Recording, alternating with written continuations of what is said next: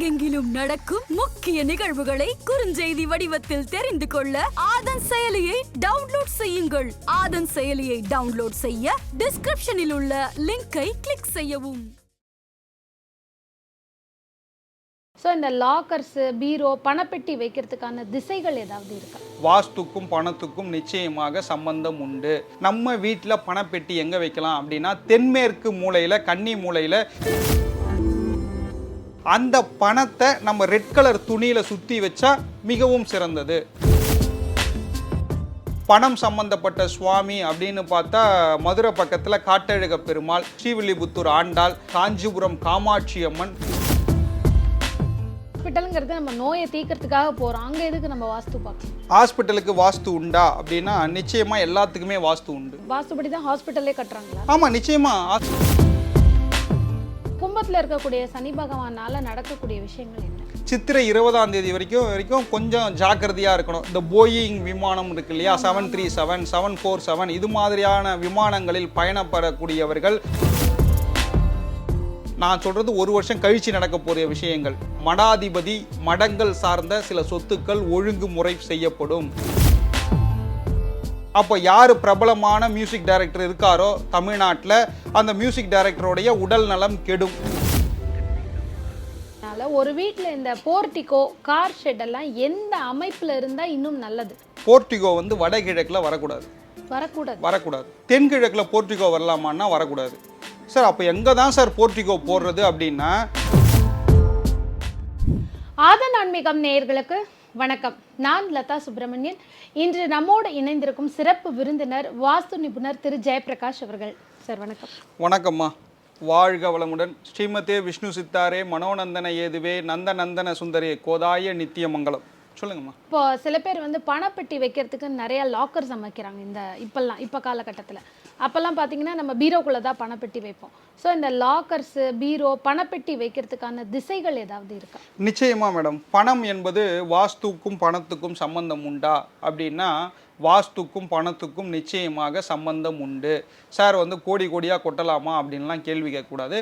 வாஸ்து என்பது ஒரு மன நிம்மதிக்கு தான் வாஸ்து பார்க்குறோம், மன நிறைவான வாழ்க்கைக்கு தான் வாஸ்து பார்க்குறோம். நம்ம வீட்டில் பணப்பெட்டி எங்கே வைக்கலாம் அப்படின்னா, தென்மேற்கு மூலையில், கன்னி மூலையில், பெட்ரூம் இருக்கக்கூடிய மூலையில், மாஸ்டர் பெட்ரூம் இருக்கக்கூடிய மூலையில் பணப்பெட்டி வைத்து கொள்வது சால சிறந்தது.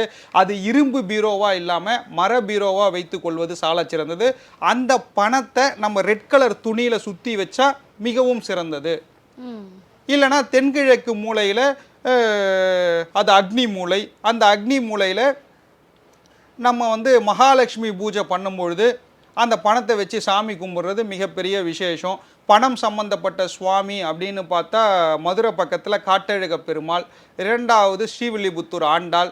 பணம் வந்து நமக்கு நிறைய உள்ளே வரணும், நமக்கு நிறைய வேலை கிடைக்கணும், நமக்கு நிறைய ப்ராஜெக்ட்ஸ் கிடைக்கணும் அப்படின்னா அதற்கு ஒரே ஒரு சுவாமி தமிழ்நாட்டில் தென்கிழக்கு சம்பந்தப்பட்ட ஒரு கோவில்னா காஞ்சிபுரம் காமாட்சி அம்மன், பணம் சம்பந்தப்பட்ட சுவாமி.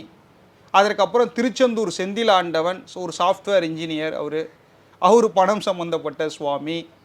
பழனி முருகர், தண்டாயுதபாணி, சந்திரனும் செவ்வாயும் உச்சமாக இருக்கக்கூடிய இடம் அது. ஸோ பணம் சம்பந்தப்பட்ட கடவுள் வந்து பழனி முருகர், அது பணம் சம்பந்தப்பட்ட சுவாமி.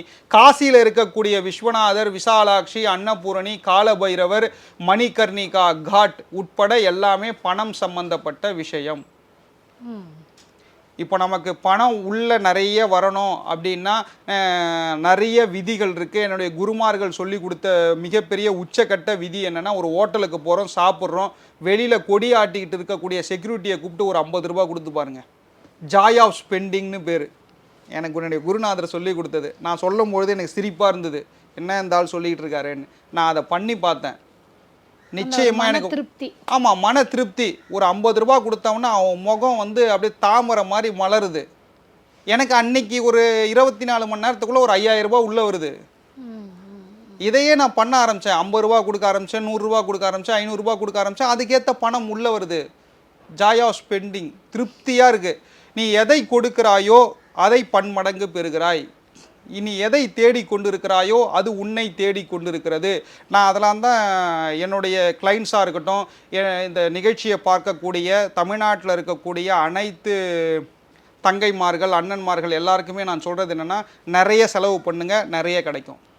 பணம் வேணும்னா நிறைய செலவு பண்ணுங்க, நிறைய கிடைக்கும். நிறைய வந்து பணக்காரனா இருக்காங்க, நிறைய பேர் கொஞ்சம் கஞ்சனா தான் இருப்பாங்க, நிறைய செலவு பண்ண மாட்டாங்க, சேர்த்திக்கிட்டே இருப்பாங்க. இல்லைண்ணா, இருக்காது. அவங்க கடைசி வரைக்குமே என்ன பண்ணுவாங்கன்னா, அப்போலோ, எம்ஜிஎம்மு, அதற்கப்புறம் வந்து அடையாறில் ஒரு ஹாஸ்பிட்டல் இருக்குது, மலர் ஹாஸ்பிட்டலு, இங்கெல்லாம் போயிட்டு மொழி எழுதிட்டு இருப்பாங்க.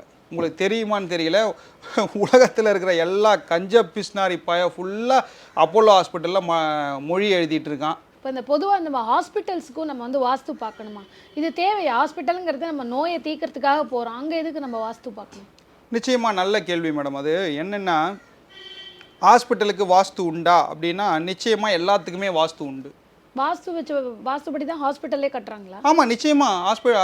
நிறைய பேர் சாமியே இல்லைன்னு சொல்லிட்டு பின்னாடி போயிட்டு தான் வீட்டில் இருக்கவங்கள எல்லாரையும் அனுப்பிச்சு பூஜை பண்ணுற ஊர் இது. நீங்கள் என்ன பேசிட்டு? ஹாஸ்பிட்டலுக்குள்ள கோவில் வச்சிருப்பாங்க, ஏன்னா காப்பாற்றணுங்கிறதுக்காக நம்ம வேண்டுதல் வைப்போம். பட் வாஸ்துபடி தான் ஹாஸ்பிட்டல் கட்டுறாங்க. நிச்சயமாக. இப்போ ஐசியூ ரெக்கவரி ரூம் எங்கே இருக்கலாம் அப்படின்னா தெற்கு பகுதியிலையும் மேற்கு பகுதியிலையும் அமைச்சிருப்பாங்க. லேபரேட்டரிஸ் எங்கே இருக்கலாம்னு பார்த்தா வடமேற்கு ரூமில் இருக்கும். அங்கே இருக்கக்கூடிய கேன்டீன் எங்கே இருக்குன்னு பார்த்தீங்கன்னா எல்லா ஹாஸ்பிட்டலையும் செக் பண்ணுங்களேன், தென்கிழக்கு மூலையில் இருக்கும். ஒரு உச்சக்கட்ட டாக்டர் இருக்காரு, இல்லை வந்து ஒரு கேன்சரில் ஸ்பெஷலிஸ்ட் இருக்காங்க, அவங்கெல்லாம் எந்த ரூமில் உட்காந்துட்டு இருக்காங்கன்னு போய் பாருங்களேன், தென்மேற்கு மூலை ரூமில் தான் உட்காந்துட்டு இருப்பாங்க. கிழக்கும் நடுப்பகுதியும் அதிக காலி இடம் வச்சுருப்பாங்க. ரிசப்ஷன் அங்கே இருக்கும். உள்ளே நுழையும் போது எல்லா கோவில்லையும் விநாயகர் வச்சுருப்பான். எங்கே வச்சுருப்பான்னா தென்மேற்கு மூலையில் வச்சுருப்பான். அப்போலோவிலேயே ரொம்ப சிறந்த அப்போலோ வானகரம் அப்போலோவில் தென்மேற்கு மூலையில் ஔஷத விநாயகர்னு ஒரு விநாயகர் வச்சுருக்காங்க. ஔஷத விநாயகர், ஔஷதம் அப்படின்னா மருந்துன்னு அர்த்தம். விநாயகர்னா கேது, சூரியன் செவ்வாய் கேது, இந்த மூன்றுமே வந்து யாருக்கு நல்லா இல்லையோ அவங்க போய் அப்போலோ வானகரத்தில் இருக்கக்கூடிய ஔஷத விநாயகரை தரிசனம் பண்ணால் நல்லது நடக்கும்.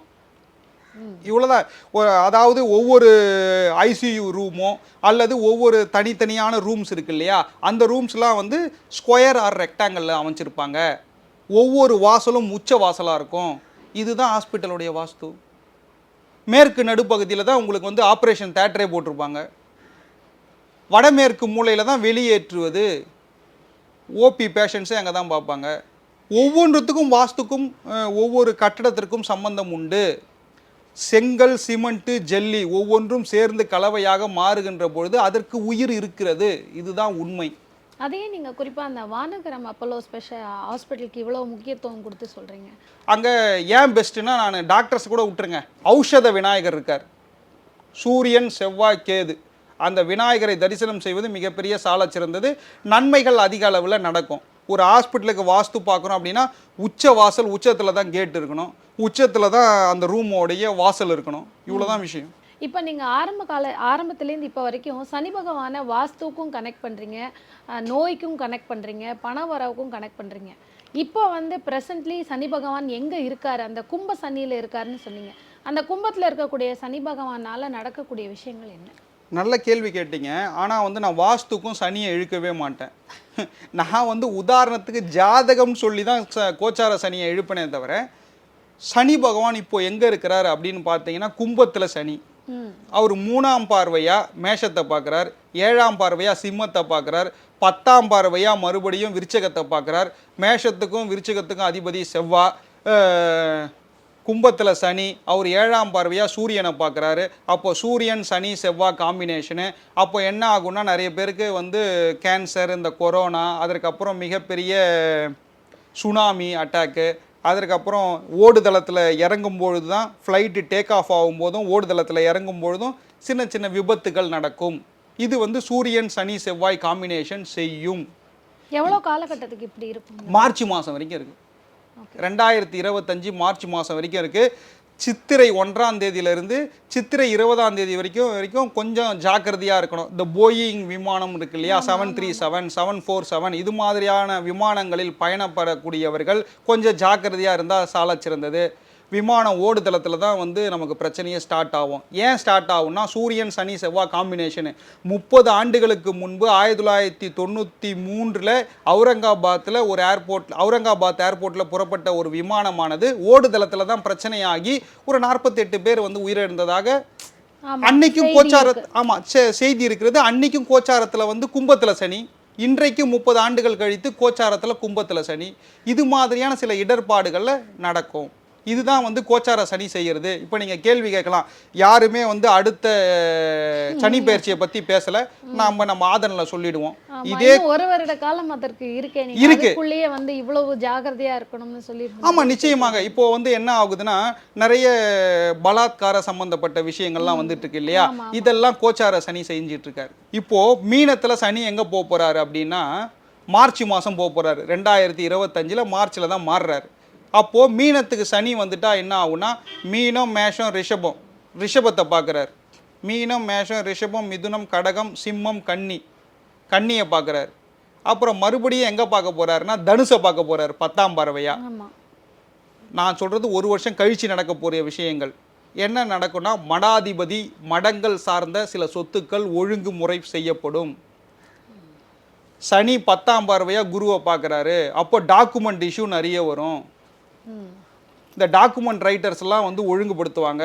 இந்த டாக்குமெண்ட் ரைட்டர்ஸ் தான் வந்து ஒவ்வொரு ரிஜிஸ்டர் ஆஃபீஸில் வேலை செய்யக்கூடிய சப் ரிஜிஸ்ட்ராருக்கு லஞ்சத்தையே வாங்கி கொடுக்குறானுங்க.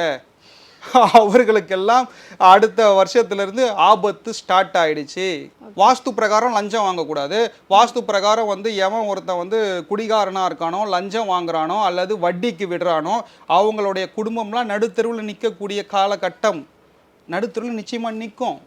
அதெல்லாம் செய்யக்கூடாது. நீங்கள் எவ்வளோ மிகப்பெரிய பூஜை பண்ணாலும், 50,000க்கு 1 லட்சத்துக்கு பூஜை பண்ணாலும் 10 பைசாக்கு பிரயோஜனம் கிடையாது. இப்போ இதெல்லாம் எப்போ நடக்க போகுது அப்படின்னா, மீனத்தில் கோச்சார சனி வந்த உடனே அடுத்த வருடம் டாக்குமெண்ட் இஷ்யூஸ் வரும். டாக்குமெண்ட் ரைட்டர்ஸுக்கு பிரச்சனை வரும். ரெண்டாவது வந்து கோச்சார சனி வந்து யாரை பார்க்க போறாருன்னா, 7ஆம் பார்வையாக புதனை பார்க்க போறாரு. சனியும் புதனும் தான் இசை கிரகம். அப்போ மியூசிக் டைரக்டர்ஸுக்கு பாதிப்பு. அப்போ யார் பிரபலமான மியூசிக் டைரக்டர் இருக்காரோ தமிழ்நாட்டில், அந்த மியூசிக் டைரக்டருடைய உடல் நலம் கெடும். யாருன்னெலாம் கேட்காதீங்க, சாய்ஸ் இஸ் யுவர்ஸ்.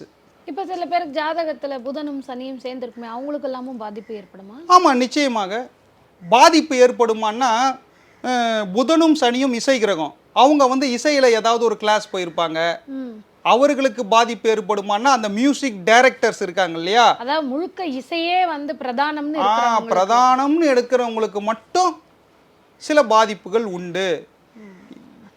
ஒரு மியூசிக் டைரக்டர், பிரபலமான மியூசிக் டைரக்டருக்கு உடல் நலம் சீர்கெடும்.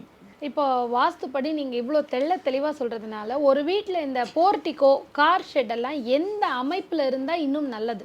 ஏன்னா நிறைய பேர் கார் வாங்குவாங்க, இஎம்ஐயில் வாங்கியிருப்பாங்க, அதை அவங்கக்கிட்டே வச்சுக்க முடியாது, திரும்ப விற்கிற மாதிரி சூழ்நிலை ஆகிடும். நிறைய பேருக்கு புது கார் வராமல் செகண்ட்லேயே கார் வாங்கிட்டு இருப்பாங்க. ஸோ ஒரு வீட்டில் இந்த கார் ஷெட் இந்த இடத்துல இருந்தால் அது நல்லாயிருக்கும், போர்ட்டிகோ இந்த இடத்துல இருந்தால் நல்லாயிருக்கும்னா எந்த மாதிரி அமைப்பு? நிச்சயமாக ஒரு வாஸ்துபடி பார்த்தீங்கன்னா, போர்ட்டிகோ வந்து வடகிழக்கில் வரக்கூடாது. தென்கிழக்கில் போர்ட்டிகோ வரலாமான்னா வரக்கூடாது. சார் அப்போ எங்கே தான் சார் போர்ட்டிகோ போடுறது அப்படின்னா, நம்ம கிழக்கு பக்கம் வந்து வடக்குல இருந்து தெற்கு வரைக்கும் ஒரே மாதிரி தான் வீட்டில் வந்து ஒரு 7 அடி இழுக்கணும். ஒரு பக்கம் மட்டும் போர்ட்டிகோ போட்டுக்கூடாது, ஒரு பக்கம் மட்டும் தென்கிழக்கில் போர்ட்டிகோ போட்டுக்க கூடாது. இதே மாதிரி அமைப்பு தான் பின்னாடியும், தென்மேற்காக இருந்தாலும் வடமேற்காக இருந்தாலும். போர்ட்டிகோ எங்கே அமைப்பது, கார் பார்க்கிங் எங்கே அமைப்பது? ஒரு ஜாதகத்தில் 4ஆம் இடம் தான் வண்டி வாகனம் தாயார் சுகஸ்தானம். அப்போ 4ஆம் இடம் கெட்டு போச்சுன்னா அவன் வண்டி வாங்க முடியாது. அவன் பேரில் வண்டி வாங்க முடியாது, அது வேறு விஷயம். ஒய்ஃப் பேரில் வாங்கலாம், அல்லது வேறு யாருன்னா ஃப்ரெண்டு பேரில் வாங்கலாம். அதெல்லாம் ஒரு புறம் இருக்கட்டும். வாஸ்து ரீதியாக எங்கே வண்டியை நிறுத்தலாம் அப்படின்னா, தென்கிழக்கு மூலையில் கேரேஜ் போட்டுக்கலாம், தென்மேற்கு மூலையில் கேரேஜ் போட்டுக்கலாம். அந்த கேரேஜ் ஆனது எப்படி இருக்கணும் அப்படின்னா, வீட்டையும் தொடக்கூடாது, காம்பவுண்டையும் தொடக்கூடாது, நடுவில் ஒரு ஷெட்டு மாதிரி போட்டுக்கலாம். தென்கிழக்கில் போட்டுக்கலாம், தென்மேற்கில் போட்டுக்கலாம். சார் எனக்கு தென்கிழக்குலேயும் இடம் இல்லை, தென்மேற்குலேயும் இடம் இல்லை, அப்போ நான் என்ன சார் பண்ணுறதுன்னா வடமேற்கில் போட்டுக்கலாம். ஆனால் எனக்கு வடகிழக்கில் ஈசானிய மூலையில் தான் சார் நான் நிறைய இடம் வச்சுருக்கேன், அங்கே கார் நிறுத்தலாமா அப்படின்னா அங்கே கார் நிறுத்தக்கூடாது, வெயிட்டான பொருள் அங்கே நிறுத்தக்கூடாது. அப்படி நிறுத்தினால் என்ன ஆகுன்னா, கடைசி வரைக்கும் இப்போது என்ன வாழ்க்கை வாழ்கிறீங்களோ அதே வாழ்க்கை தான் கடைசி வரைக்கும் வாழ்ந்துட்டுருப்பீங்க. கணம் நிறுத்தக்கூடாது அங்கே. இப்போ அப்பார்ட்மெண்ட்டில் பார்த்தீங்கன்னா சுற்றி வர கவர்ட் கார் பார்க்கிங்னு சொல்லி காரை நிறுத்தியிருப்பாங்களே, அதுக்கு எதுவும் திசைகள்லாம் பார்த்துருக்கோம்? இல்லை, நீங்கள் அப்பார்ட்மெண்ட்டில் வாஸ்து வந்து ஒரு 20%க்கு மேலே பார்க்க முடியாது. இப்போ நீங்கள் சொல்கிறது இந்த தனி வீடுகள், தனி வீடு நமக்கு சொந்த வீடாக இருந்து நம்ம வந்து ஒரு மிகப்பெரிய ஒரு ஏக்கரில் வந்து தென்மேற்கு மூலையில் ஒரு வீடு கட்டுறோம், ஒரு காட்டில் கட்டுறோம், அல்லது வந்து விவசாய நிலத்தில் கட்டுறோம் அப்படின்னா அங்கே வந்து நம்ம போட்டுக்கலாம்.